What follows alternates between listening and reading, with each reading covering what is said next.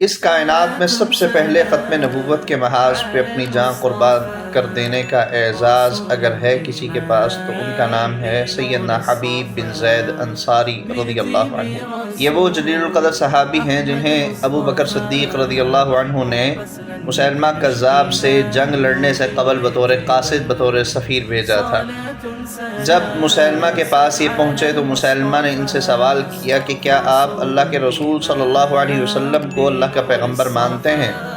تو جواب دینے لگے کہ ہاں میں انہیں اللہ کا رسول مانتا ہوں۔ مسیلمہ کہنے لگا کہ کیا آپ مجھے بھی اللہ کا پیغمبر مانتے ہیں؟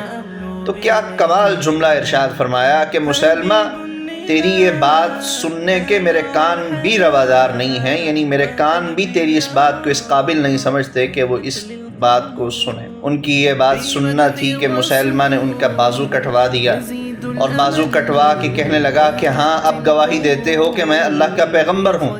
تو کہنے لگے میرے کان تیری اس بات کو سننے کے بھی روادار نہیں ہیں۔ اس نے دوسرا بازو کٹوا دیا اور ایک ایک عضو کاٹتے کاٹتے ایک موقع آیا کہ سیدنا حبیب بن زید انصاری رضی اللہ عنہ شہید ہو گئے۔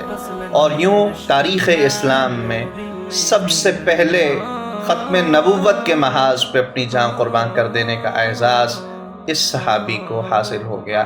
اللہ رب العالمین سے دعا ہے اللہ تعالی ہمیں بھی ان کے نقش قدم پہ چلنے کی توفیق نصیب فرمائے۔ السلام علیکم ورحمۃ اللہ وبرکاتہ۔